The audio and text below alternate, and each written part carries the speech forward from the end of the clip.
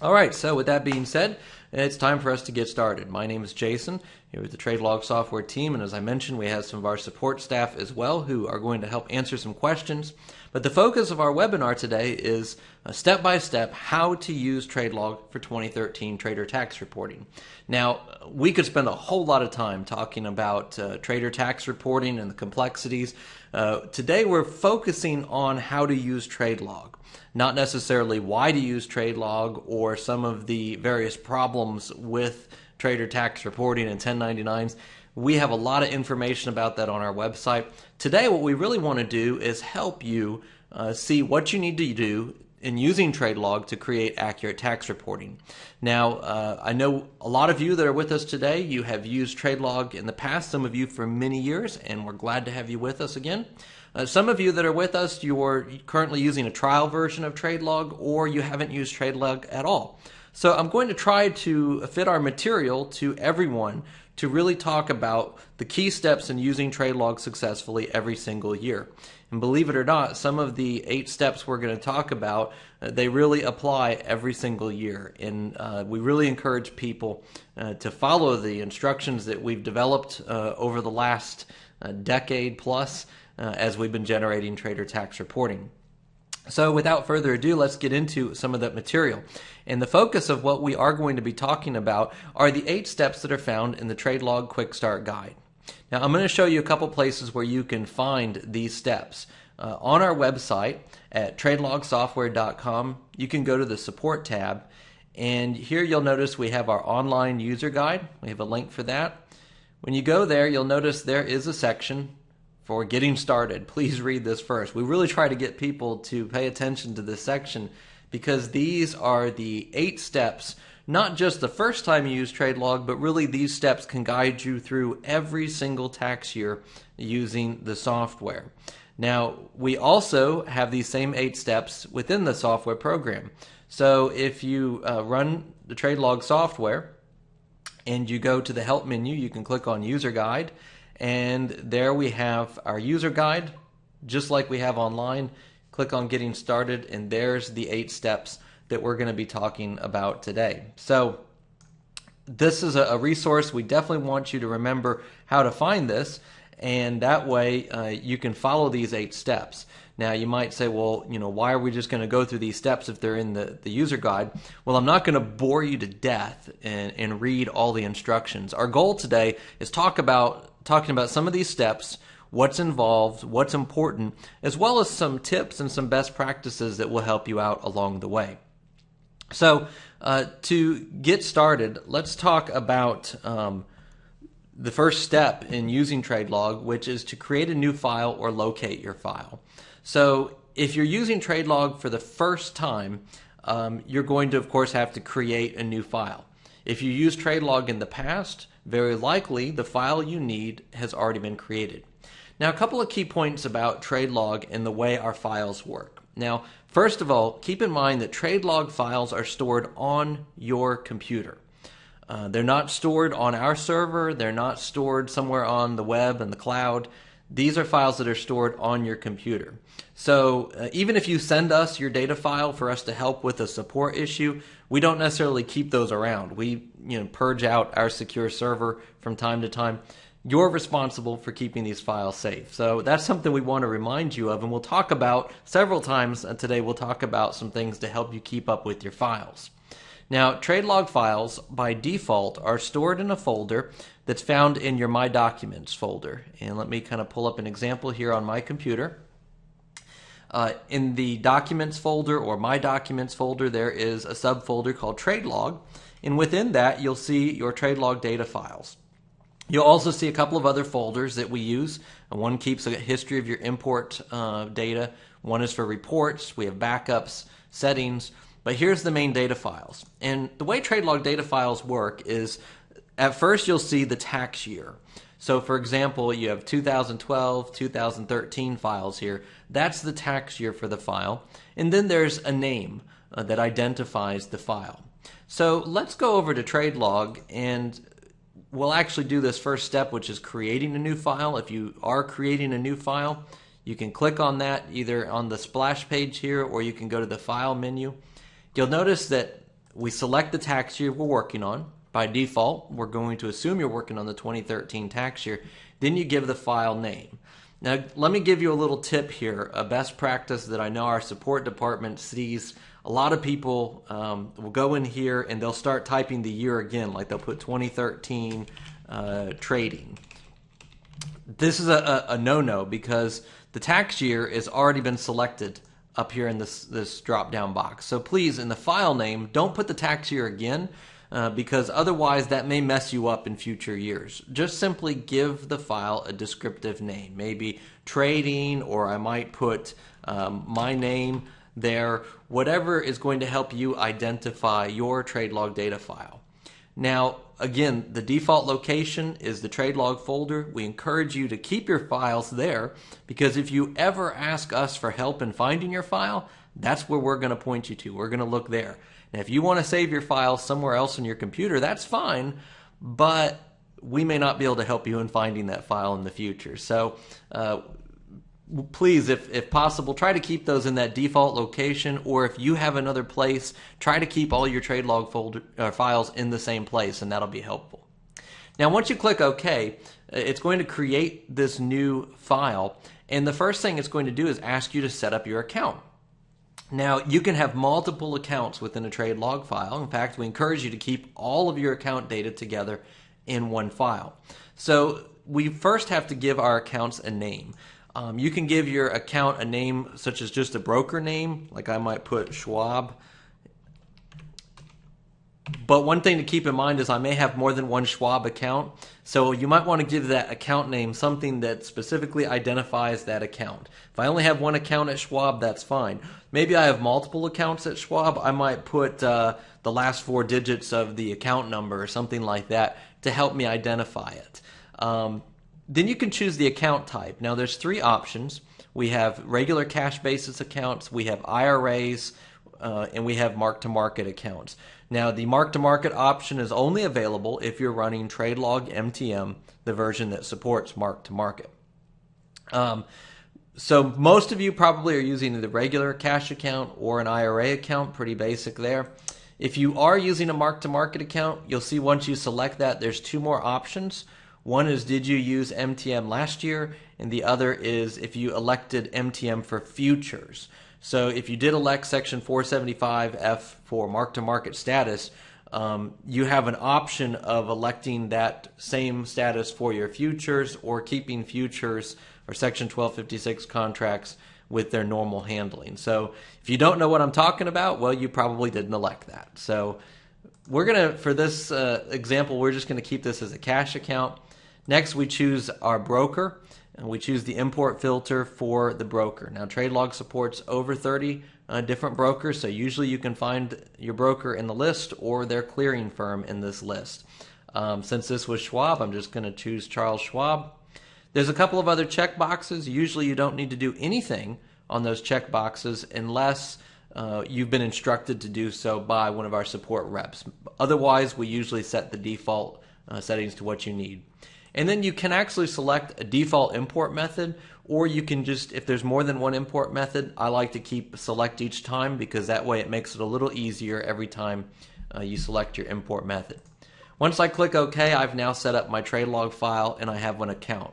Now, if you do have more than one account, you can at this time go ahead and create tabs for each of your additional accounts. You notice the little tab with the plus sign. If I click that, I can click Add, and I can go through the same process and add other accounts.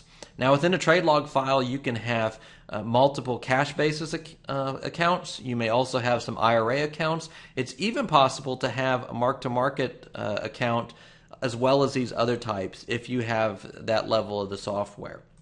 So you can go ahead and set up all of your accounts, and that way you kind of have your starting point. That'll help you get started and ready for the second step. Now, what about if you've used TradeLog in past years? I know a good majority of you who are with us today, you did use TradeLog in the past year. Well, for you, you should just be able to open an existing file. Now, if you use TradeLog for filing your 2012 taxes, when you ended the tax year, it should have created your 2013 data file. This is important because the file that TradeLog created for 2013 will have all of the carryover positions that rolled over at the end of 2012, as well as any wash sale deferrals, all that good stuff. So it's important to find the 2013 file that TradeLog created. If you use TradeLog in 2012, you should not have to create a new file. It's important to emphasize because some people, they go through all the work of creating a new file. TradeLog should have done that for you. So what you may have to do is click on Open Existing File, and you might have to look and find the 2013 file that applies to you.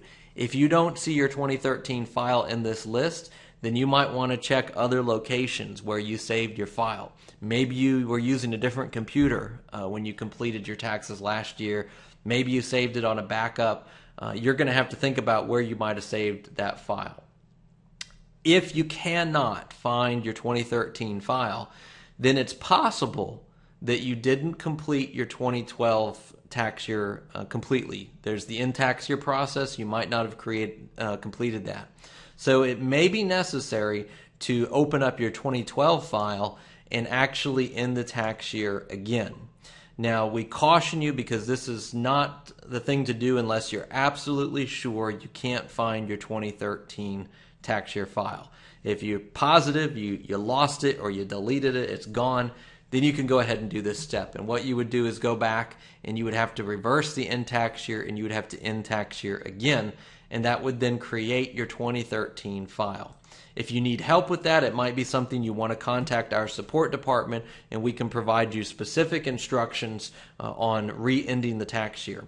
But for most of you, I think the good news is you'll be able to go in. When you click Open Existing File, you should see your 2013 file, which will have all of your baseline positions, and you'll be ready to import the 2013 tax year into that file. All right, so I'm going to pause just a moment here and make sure we've answered some of the questions related to this step. So now I'm going to go over to our user guide again, and the second step in our 8-step user guide is entering baseline positions. Now, this step mainly applies to new users of TradeLog. If this is the first time you've used TradeLog, then you'll have to enter baseline positions. Basically, this tells TradeLog what you held open going into the first tax year that you're using the software. There's no way for TradeLog to automatically generate and identify these baseline positions. We need you to enter some information. So we have step-by-step instructions for new users on how to enter baseline positions, or if you don't have any baseline positions. One little tip I'm going to recommend is on our website, go back over to our website. If you go to the support page, you'll see we have tutorials. If you click on the tutorials, we have these organized. They correspond with each of the steps that we're discussing today.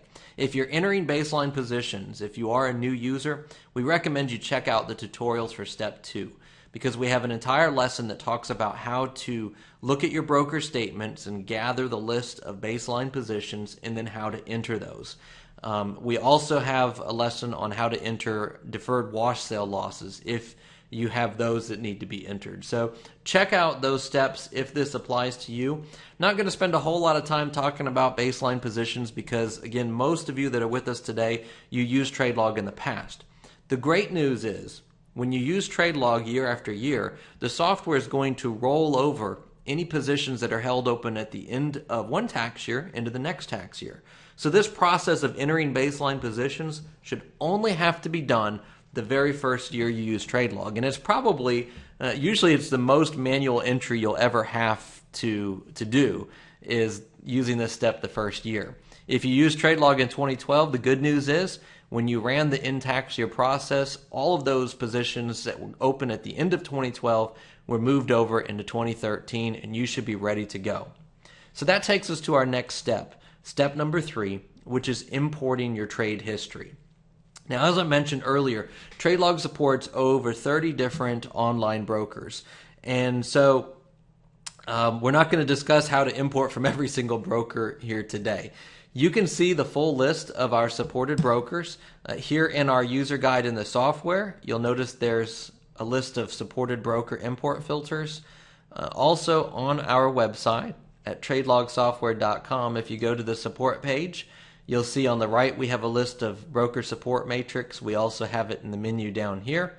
So you can click on that, and we're going to show you all the brokers that we support, the type of import that we have, as well as some of the details about each broker and what we support. For example, some people will ask, well, do you support futures for this particular broker? Well, that's listed here on this matrix, as well as currency futures, Forex, options we do for most brokers. So you can go to this and you can see what's supported for your broker or not. Now, I'll touch on something here. A lot of people ask, well, why don't you support futures for more brokers?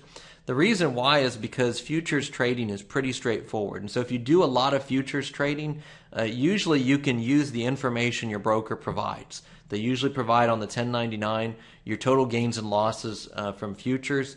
And really that's about all you need, because you don't have to provide details. You don't have to provide a Form 8949 for futures. So if you want to learn more about that, you can see our futures support topic, which is available in a link from this page, and we talk about what's involved for filing futures. So we do have support for some brokers because it just helps out, and some of our customers like to be able to see that. But the other problem is futures reporting is not always very consistent. So it's hard to get some of that trade history from brokers. Now going back to importing trade history, so once you've gotten to this step, it's important that you import all the data TradeLog needs. Now you'll notice we mentioned here, and you see it in red, very important, if you're using cash basis accounting, which most of you are, you're reporting capital gains and losses on Form 8949, it's important that you import from January 1st through January 31st of the next tax year. So for 2013, you would start with January 1, 2013, and you would import through January 31st of 2014. And what that's going to do is provide TradeLog with the information that's needed in order to properly adjust for wash sales. And basically, that's essential that we have that January trade history. So make sure you do that. Sometimes we see people, they stop at December 31st and they forget to continue through January 31st. There are a few checks in the software where it'll alert you and remind you to make sure you imported all your trade history. Now, something that is new this year in TradeLog version 13, we do allow you to actually import beyond January 31st unless you're a mark-to-market account. This is a feature that some of you have asked for because your broker takes forever to get the 1099, but you want to continue to import regularly into the software. And that's good because we've been encouraging our users to do that. Import at least once a month. Some of you import almost daily. So you can now continue importing past January 31st. You can import into 2014 in that 2013 tax year file. And what will happen is when you end the tax year, we'll move over the 2014 trade history. We'll move that into the new 2014 file. Now, if you're a mark-to-market user, you are using MTM accounting, you might say, well, hey, why can't I continue importing? Because we have to actually create positions at the end of the tax year, your mark-to-market positions and positions at the beginning of the next tax year, it causes a lot of problems if you keep importing. So that's why we stop you at December 31st, and you need to actually complete the end tax year process for mark-to-market accounting. All right, so let's continue now. Just a few things I'll highlight. It's here in the instructions as well, but I'm going to switch over to the software, and I'll just open up our account here. So when you're importing in the software, you'll notice the import button usually has your broker's name that you chose, and then the IMP, and that's the import button. So TradeLog refers to that. So when you're ready to import, you can click on that. If there's more than one import method and you didn't choose a default, you can choose which method you want to import. With a lot of the major brokers, we have Broker Connect. What that allows you to do, if I click OK, is you actually enter your username, password, and account information. That's encrypted in your file, so no one else can access that. but that will allow TradeLog to connect directly with your broker and retrieve the trade history information. So you can enter that, and then there's some options as far as the date range. Usually it's automatically populated, so you don't have to do too much. Click OK, and TradeLog is going to connect with your broker. Each of the brokers is a little bit different in how we retrieve information, but most of the major brokers, we do have Broker Connect. The other option that may be available for your broker actually requires you to download the information from the broker. If you're not sure how to do that, then you'll want to check out the instructions that we have in our user guide. So again, I can go over here to the broker import guides, and we have all the different brokers, and we have the detailed instructions on how to actually go into your broker account and download the information that you need in order to import into TradeLog. So we encourage you, if you're not familiar, if you're new to TradeLog, to check out the instructions for your broker. That way you know exactly how to import, and we explain some of this in the step here as well. So you'll want to do that. That way you can import all of your trade history from your broker. Now, a couple of tips for you, whether you're a new user or whether you used TradeLog in the past. Sometimes ones are using Broker Connect import method, and you may have a problem, some sort of error. This time of year, one of the big things we encourage people to do with Broker Connect is, if it's not working, if you get some sort of message that it's not available, is you might just wait and try again a little bit later. Sometimes, because of everyone's doing their taxes at the same time of year, some of the brokers, their servers really get bogged down. The other thing is, if you're trying to use Broker Connect and you have a problem, it's not working, of course you can report a problem to our support department, but you might also try using the alternate import method. If there is a CSV download or something like that, sometimes it might be easier for you to just download the trade history from your broker and import it all at one time, particularly if the Broker Connect import isn't quite working. If neither of those work, of course, definitely report it to our support department so that we can get you the support you need and get you back on track. Now, when it comes to importing as well, something that I'll touch on at this point, because as you import your trade history, what might happen is there might be some errors that can occur. And TradeLog is going to be checking as you import to see if there's any errors. One of the errors that might come up, some of the brokers report QSIPs on older information. So if TradeLog sees that there's QSIP numbers instead of ticker symbols, it might alert you and return a list of QSIP numbers that need to be adjusted, and you might need to enter the QSIP number. But one of the most common errors that we'll see, let me just open a file here. I'll open a sample file. One of the most common errors that we see come up is called a negative share error. And let's see if I can create one. Here we go. So you might get an error that looks like this. It says, warning, some trades have negative shares. What this means is that TradeLog has shares that are being closed or sold, but there aren't any shares open. So of course you can't close a position that you don't have open. Thus, it creates a negative share error. And that's obviously a problem. If you see this error, please don't ignore it. Because if you have negative shares, then something's wrong. Proper P&L is not being calculated. So you need to actually figure out what the problem is. Now, one of the things that we see a lot of in our support department, people see negative shares and right away they just ask for support. What do I do? Well, one of the things I want to point out, when you see this negative share error, you'll notice there's a help button on the far right. If you click on that help button, it's going to take you to our user guide where we talk about the negative share error. We explain why this error might occur, and there's a link here for the negative shares error checklist. This is a great resource if you have negative share errors. If you check on that or click on that, here it gives you a checklist, and you can even print this out if you want.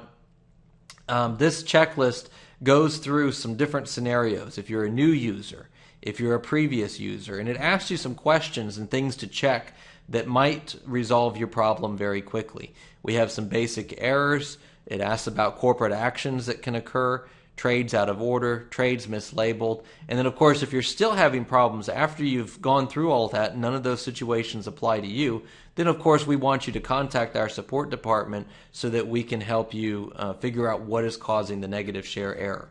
That is a common error that some users may see as they're importing their data. If it happens to you, we just want you to see that there is this checklist that can help you get back on track very quickly.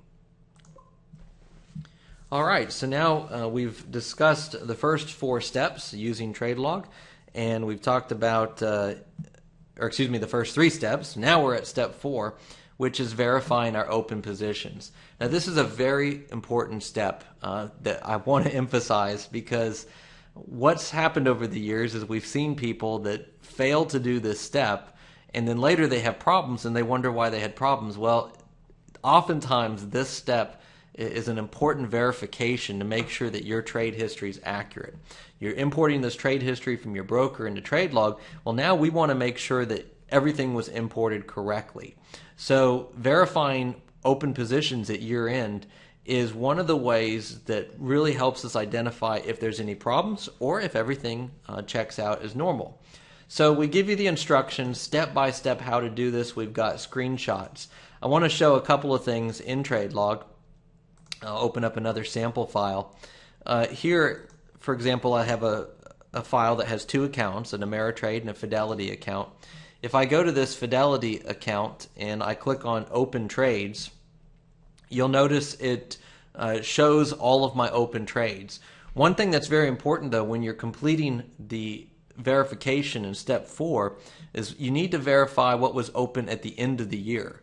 You'll notice right here it has an open as of. So right now this is showing what I had open as of February 14th. I want to see what I had open at the end of the year. So there's a button, year-end open positions. Now you'll notice it's toggled that date. Now I'm looking at open positions on December 31st.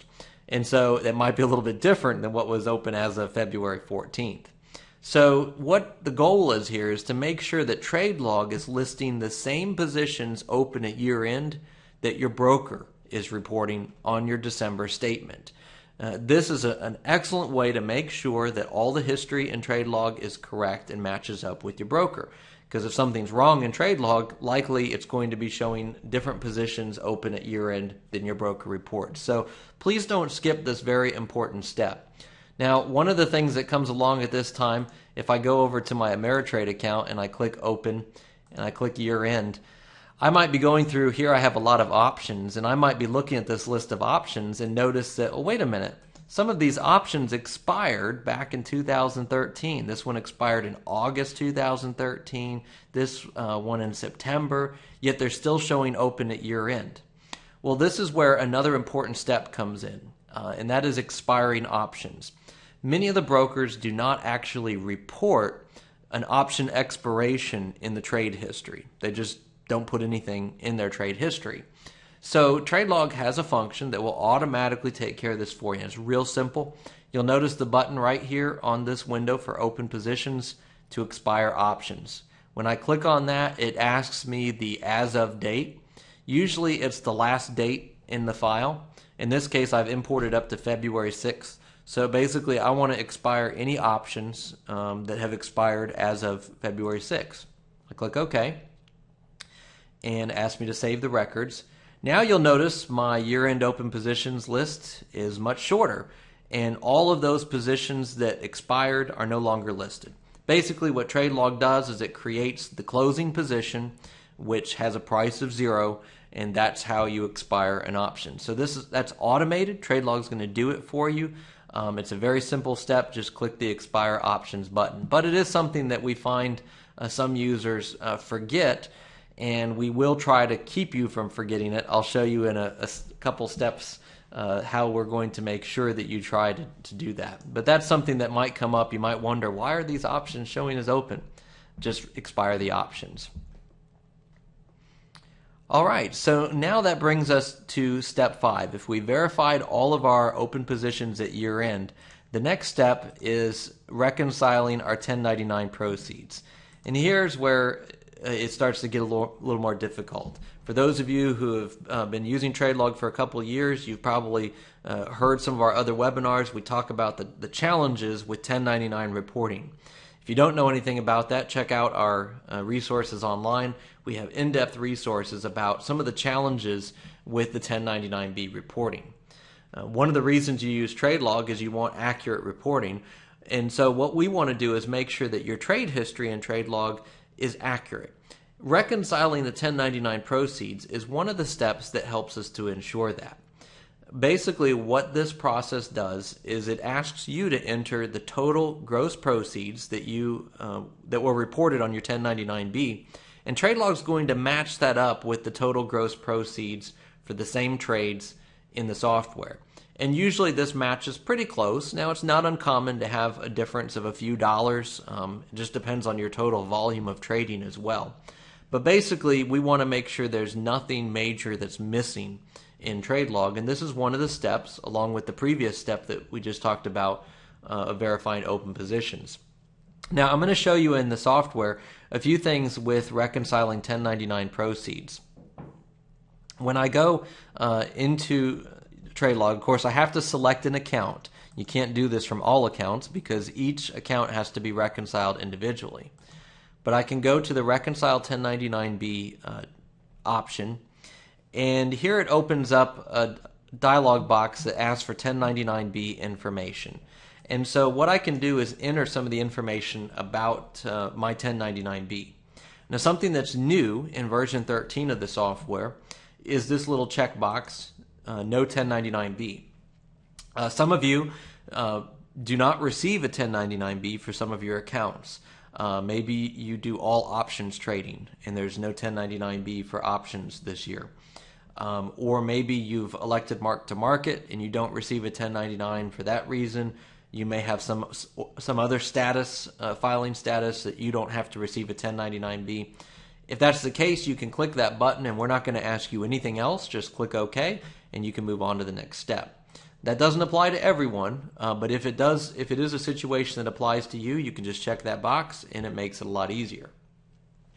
For most of us, though, we do receive a 1099B, and so what TradeLog asks you to do is pull out that 1099B from your broker and retrieve some information.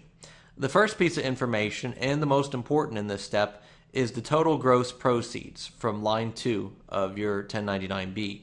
Now, every 1099B is a little bit different, so it's hard for us to tell you exactly where to find this number. Most of the brokers make it fairly simple.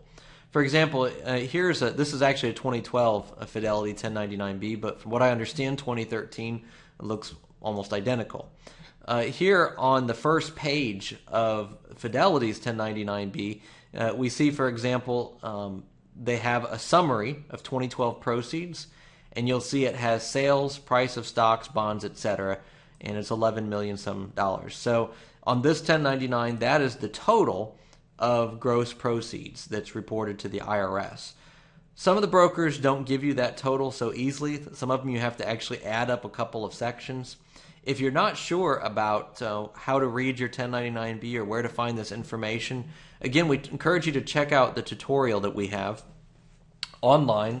If you go to our support page, go to tutorials. Here you notice we have a tutorial on 1099B reconciliation, and we actually give some examples of how to find the information that you need from your 1099B and then enter that into TradeLog. So you'll enter the total gross proceeds. We also ask you to enter the total cost basis reported that's reported to the IRS. Now, this is not all of the cost basis information on your 1099. It's only what's reported to the IRS. So we tell you instructions on where to find that. And again, if you need help, our tutorial, as well as the user guide, provides step-by-step instructions to help you understand what needs to be entered. Now also, you'll see some check boxes here on the right side. Now, a lot of people sometimes will ask, what do I need to check? For the most part, usually you don't have to change these check boxes. We've already checked by default what should be reported on your 1099B. We include these options because some brokers happen to follow a different set of rules. And so if for some reason your 1099 is different, you may be able to go in and uncheck this. We have details about each of these. For the most part, though, you probably won't have to do anything with this. I do want to comment on the first two checkboxes, though. The first one is sales adjusted for option premiums. If you trade options and you had any options that were exercised or signed through the year, your broker should somewhere on the 1099B indicate whether they adjusted the sales of your stock for any option premiums if it was part of an exercised option. So you'll have to check that, and if you find that they did adjust for option premiums, you can check that box. Now the second checkbox is for options. And what we have found is some users get a little confused. They think, oh yeah, I have options trades, so they check this. Let me just tell you, I have not yet seen a 1099B actually report options. It's not required of brokers until the 2014 tax year. So next year, they will start to report some options. So I haven't yet seen anyone actually need to check that box. So most likely, you don't need to check that box. If you're not sure, you can ask us. But again, it's not required on 1099B until 2014. So very likely your broker is not reporting options themselves. It gets confusing because on the 1099B, sometimes you'll see other sections of the report that provide supplementary information. The broker might list your options trades, but they didn't actually report it to the IRS. So that can get a little bit confusing, but just wanted to clarify, most likely it doesn't apply to you. Now I'm going to switch over to this other account. It's a Fidelity account. I've already entered some of the information on here so I can run the report. And you'll see what we do is the reconciliation report actually takes what TradeLog's reporting. It makes any adjustments based on what brokers are required to report to give you a comparison. What TradeLog reports for sales total, what your 1099B reports for sales total, and if there's any difference.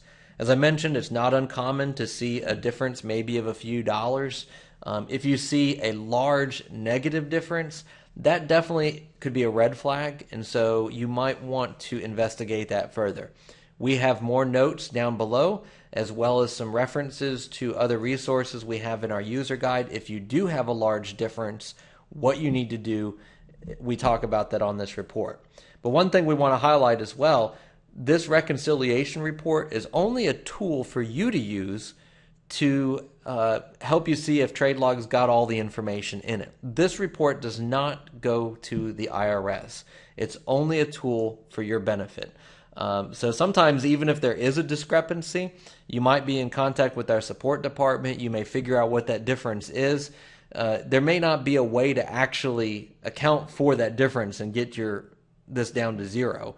But as long as you are aware of what's causing the discrepancy and everything is okay and correct in TradeLog, it might be all right to continue even if there is a large difference.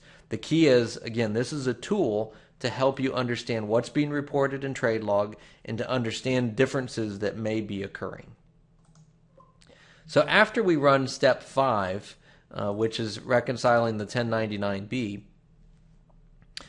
excuse me, I'm going to backtrack just before I move on to the next step. One common thing that we do see happen when it comes to 1099 reconciliation may be with short sales, particularly if your broker is adjusting wash sales on short sales differently than every other broker. We discussed this some on our website, and let me just show you where we can find that. It's actually in our resources section. We have a page under brokerage tax reporting about 1099B reporting problems. Now, we haven't listed everything for 2013 yet because we're just starting to see actual 1099s for 2013. But for 2012, you'll notice some of the problems that were reported. Different brokers were reporting things maybe just a little bit differently. Some of them aren't major problems, but we try to just explain some things.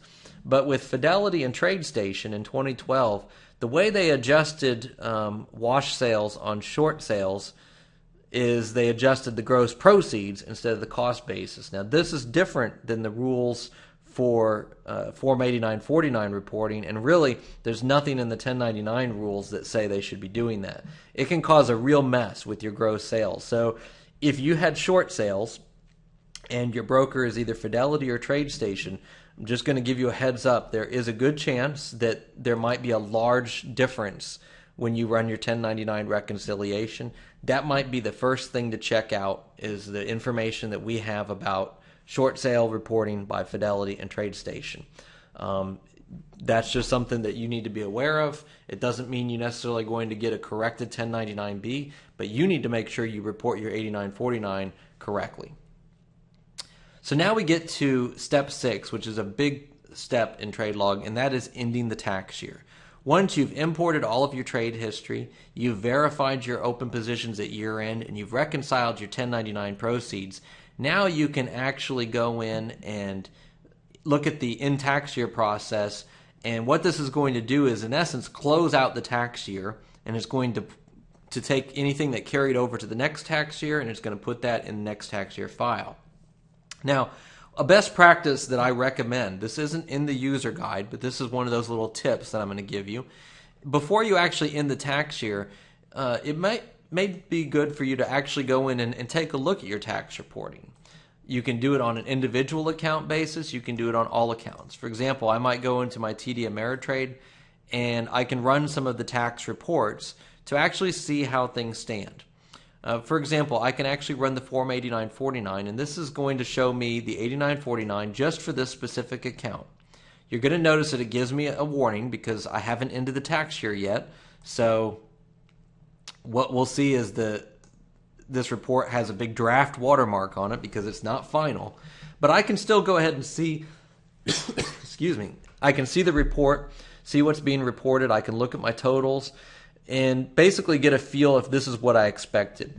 Most of our users, you realize what you're doing in your trading, you get in your 1099, so you have an idea of what your actual and taxable gain and losses should be for your account. So if you see something way out of whack, there's no point in going through the end tax year process. Go ahead and now investigate and figure out why something is not what you expected. You can run this report. Another report that you can run is the gains and losses report. This report's the same information that's on the Form 8949, just in a different format.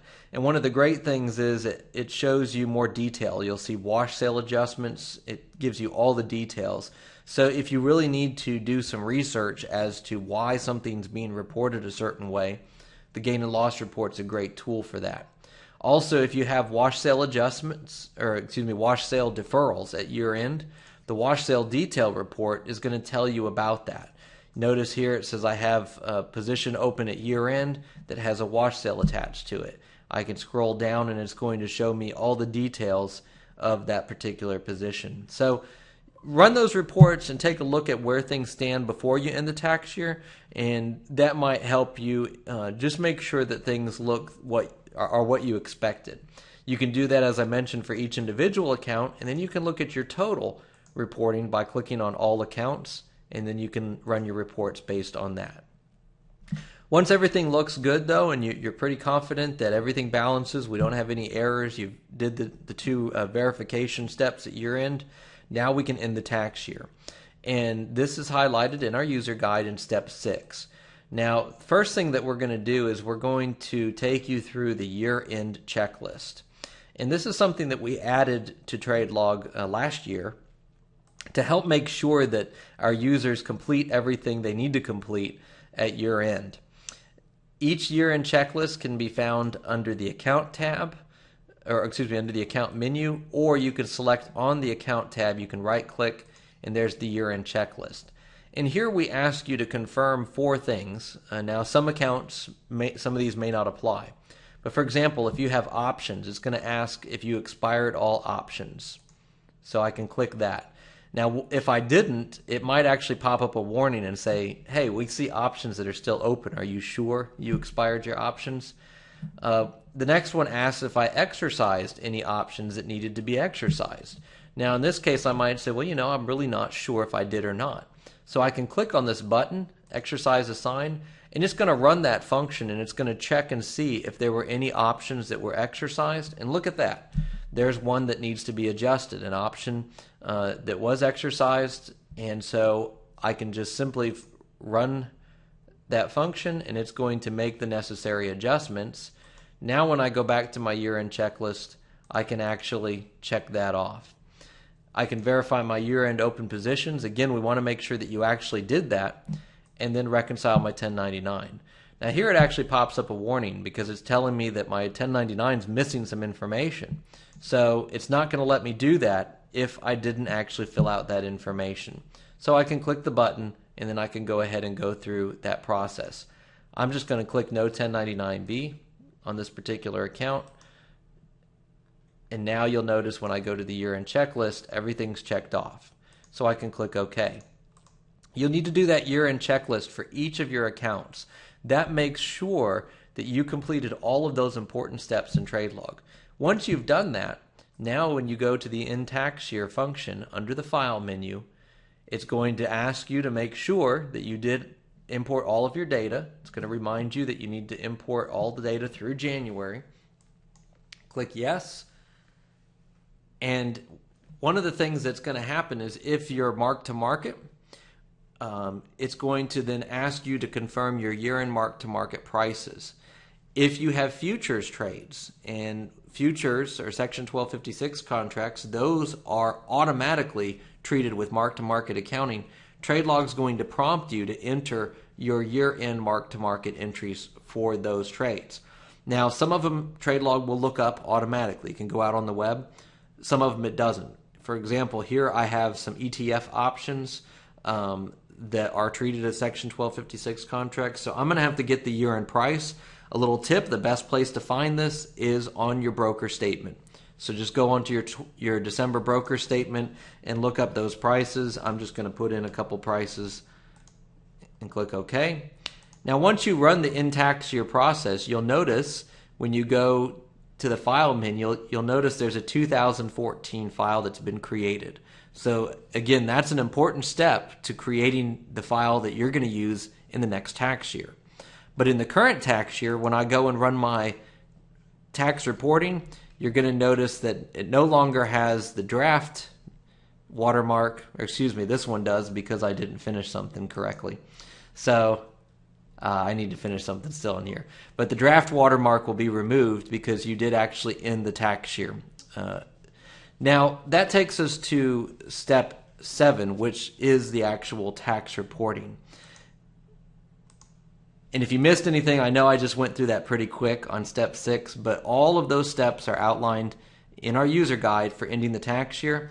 And if you're using mark-to-market accounting, and there are a few extra steps, you'll notice that we do have a link for ending the tax year for MTM users. So that provides you the step-by-step instructions if you are mark-to-market. Let's talk about tax reporting because in 2013, TradeLog has a few new options when we look at the reports menu for Form 8949. For most of you, this is the main tax reporting that you're going to be using for capital gains and losses, Schedule D reporting. You need Form 8949. So some new options that we have on the menu. First of all, you're going to notice there's a couple of options here related to 1099B reconciliation. In the past years, TradeLog allowed you, well actually it was our default setting, automatically we would add an adjustment line to account for cost basis differences with the 1099B. This year, we're actually recommending a different method by default. The IRS has indicated in their instructions that if you have differences in what you report on Form 8949 than what your broker reports on 1099B, they would like you to include a statement that explains those differences. So TradeLog by default is going to include that statement. And we're not going to make any cost basis adjustment because really we're seeing that the IRS doesn't necessarily need that. They just want you to make sure that you've accounted for any differences. So when I run this report and I have that option included, you'll notice the last page of my 8949 is a statement explaining Form 8949 differences and adjustments. Here we explain how TradeLog generates the 8949. We also explain the problems with 1099-B reporting and why we cannot use the 1099-B to generate accurate Form 8949 reporting. And we give all the references. We state some of the reasons why most of you cannot verify your 1099-B reporting. There's 4 major reasons. And then we discuss some of the differing wash sale rules for taxpayers and brokers, the differences between Form 8949 and Form 1099-B. And one of the things that we include on this statement is we automatically check the situations that apply to you based on your data. So for example, I traded both stocks and options in my accounts, so that situation applies to me. I have more than one taxable account. The IRS requires wash sales to be adjusted across accounts, so that's checked. If I had an IRA account and I had wash sales that were triggered by an IRA trade, that would be checked. If I had short sales that had wash sales and I had a broker that we've identified as reporting those incorrectly, that would also be adjusted. So all of these check boxes, with the exception of one, will automatically be checked depending on circumstances you have. Now you'll notice the last checkbox is sort of a catch-all, other errors in 1099-B reporting. So if you find that there are other errors in your 1099-B, we allow you to select this option. How do you do that? Well, I'm going to go back to the 8949 menu. And here you'll notice when I have this option selected to include a statement for differences, there's a checkbox. There are other errors on my 1099-B. When you check that box, when you run the report, you're going to notice now on that last page that we are going to then check that last box on the statement. This statement can actually be used by you. If you want to file this with the IRS, you can actually file this statement with your Form 8949. If you're using a CPA, you can provide this statement to them. They may use it, or some of the CPAs may use another statement. They might word it themselves. But this is something that you can include with your tax reporting if you have that option. Now, I'll talk about in a moment that there are some filing methods that don't allow you to attach this statement, but this is something that is available, and if you want to file this with the IRS, you can.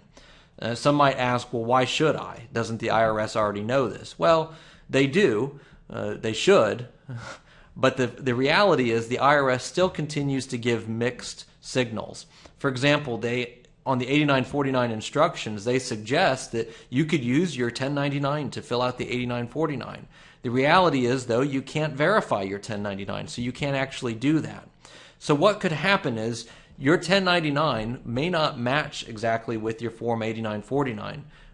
What if the IRS questions that? Well, this statement will tell them the situations that apply to you, why your 1099-B most likely will not match with your Form 8949.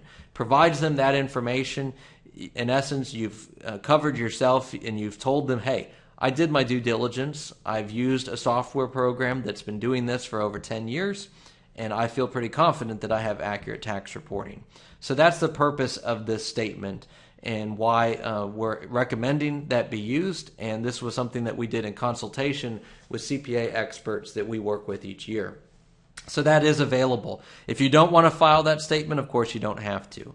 We also include a Schedule D summary page, and that has the information that you can enter directly onto your Schedule D just to help you fill that out. Now there's some other options here on this menu. What I encourage you to do, if you want to explore this more, you'll notice there's some What's This buttons. When you click on that, it's going to take you right to our user guide, and it's going to explain each of these options in detail, and you can learn everything about each of these options and choose what's best for you. So we encourage you to check that out. We also provide some of that information here in Step 7 under Generating Tax Reporting. We talk about these different options and what you can do with that. But since our time is running out, I want to go to our last step, which is filing your taxes. Now, I know many of you you all have different ways in which you file your taxes. A lot of people like to e-file now using electronic filing methods. So we have some instructions to help you with e-filing your taxes. One of the things I'm going to mention that we strongly recommend is that you use the Form 8453 method. In the past, some would try to take their TradeLog data and actually import the TradeLog data into TurboTax or TaxAct, and you can do that in some situations. Both of those programs, particularly TurboTax, they've limited those options a lot more in recent years, and they make it very difficult to actually import Form 8949 data. So what we've found is that many of our users in the past couple of years are using the Form 8453 method. Basically what that allows you to do is to put just the totals for Schedule D into your tax program, such as TaxAct or TurboTax. And then you choose the option to include a separate statement, to send your 8949 separately. Once you e-file, the software will generate Form 8453. You attach that to the 8949 you print out from TradeLog, and you send that to the IRS. It's a very easy solution. It does require that you actually print out the 8949 and mail it, but it is something that a lot of you have found much easier than trying to import into TurboTax or TaxAct. Now, we do have step-by-step instructions for TaxAct and TurboTax. We do include information if you do want to try to import your data into those programs. We have some instructions, but our recommended method is to use that Form 8453 method. Now, if you're using professional tax software or you're using a CPA, they may be able to use a PDF. The IRS does accept PDFs with e-filed returns, but unfortunately the major programs like TaxAct and TurboTax, they don't allow you to attach a PDF. But you might check if you are using a CPA or you're using a professional service, you might ask them if they can simply use the PDF of the Form 8949 and just follow the instructions in TradeLog. Back under Generating Tax Reporting, we explain how to create a PDF. So those are the methods there. Now we talk about some of the other things as far as how to save your data if you want to take your data from TradeLog and put it into Excel, some of those options as well. For the most part, that's 8949 is what most of you are dealing with. If you're using Form 4797, the reports in TradeLog are not something that you can just export and import into other software. Usually you actually have to either print out those reports or you have to create a PDF. But we do create the reports that you need for mark-to-market accounting, and those are all in the software. We encourage you to check out the section on mark-to-market reporting in our user guide, and we also have that under Generating Tax Reporting. We also have a link for mark-to-market reporting, and so we explain what you need for mark-to-market. So there we have it. We've gone through the 8 major steps of the TradeLog user guide using TradeLog successfully. If you follow those 8 steps, you're going to have the best results with TradeLog. So we really encourage you to follow through those steps. We've spent a lot of time in the past several years making sure these 8 steps are set up so that you can follow them step by step through the process. Now, what happens if you have problems? Well, getting help, we have lots of support resources for TradeLog. Number one, again, as I mentioned, if you don't find the answer in the user guide, you can go on our support page. We have tutorials. We have webinars, including past webinar recordings. So those resources may help answer some of your questions. I'm going to give you a little tip. You can search the user guide built into TradeLog. You can also search our website. For example, say you have a question about wash sales on options. You can you can type wash sale options, click go in our search box, and we're going to bring up the list of available information on our website. Now you can further define this. You can view just the support pages, or you can go back and you can view some of our additional resources that we have, or you can just view things on our blog. So this is a great search tool that we have that can really help you find answers to a lot of the questions you might have. So we encourage you to check that out. I know myself, I love to use it, and I click on the support and it takes me right to the section in our user guide that usually answers my questions. So that might be a way to get get help.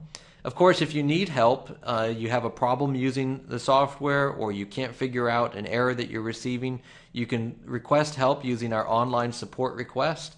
Fill out the form. We do encourage you to attach your TradeLog data file and send that to us. That way we can see the same problem that you see. Sometimes we get some support requests that we wish we could help out, but we just don't have the information. For example, someone might say, my 1099 reported such and such, and I don't know what to do. Well, we don't have your 1099, so it's hard for us to know what is it that's on your 1099 and how to enter that into TradeLog. So we really encourage you to think about the question you're asking, and remember, we don't have your information. We don't have your file. We don't have your 1099. So you may just want to send that information to us. Everything you send is encrypted and sent securely to our support team, so we're able to look at the problem and solve it. Now, another great trick I'm going to tell you, if you have a problem in TradeLog, if you open the file that you're working on, you can go to the Help menu and click on Send Files to Support, and you can actually send a support request directly from the software. It's going to generate your name and email address from your customer record. You can change that if you need to. It's going to allow you to put in a description of the problem that you're having, and when you hit send, it's going to send your TradeLog data file. It's also going to include your import folder if you include that, which we do recommend, because then we can actually see the data your broker reported and we can see your file. If you submit your request that way, you're going to get a response to us from us via email, and usually with your file we're able to give you the best quality of support. So we really encourage you to use that, and it's real easy to do right from the software. Some of the other resources I mentioned you can also find from the software. You can go to our online support center. You can go to our online tutorials, all by just clicking on the options in the Help menu. One thing that I want to emphasize as well, this time of year when people are finishing off their tax year, one of the problems that we find is either people can't find a previous file, or they've deleted files, or their computer's crashed. So one thing I really encourage you to do is back up your data files.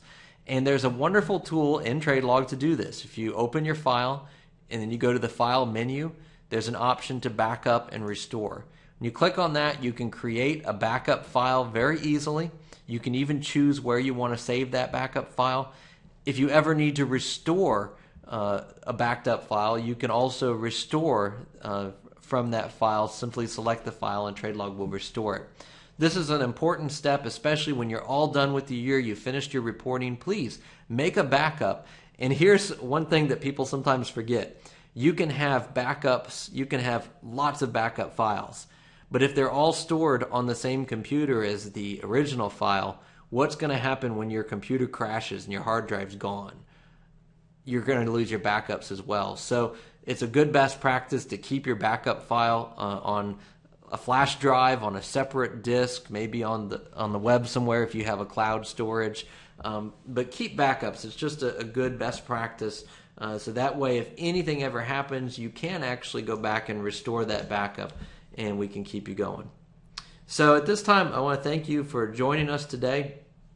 Do check out the other resources that we mentioned. I know we covered a lot of information today in just an hour, and of course you can go back and watch this recording if you want to review anything again.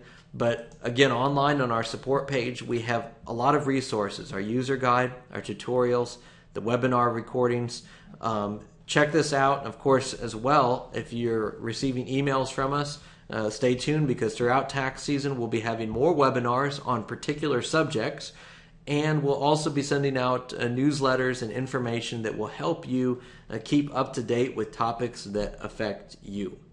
So that's pretty much all the time we have today. I know our support team has been answering a lot of your questions. If you still haven't gotten an answer to a question that we didn't answer today, you can of course contact our support department with your question, or we'll try to email you as well with the answers to your questions in the next 24 hours. Thank you all again very much for joining us. Again, we did record this session, so we'll be emailing you that link within 24 hours. You should receive a link to the recording, which we'll actually post up on YouTube for easy viewing. and we look forward to helping you throughout the tax season and having you with us on a future session. So again, thanks for joining us, and everyone have a great evening.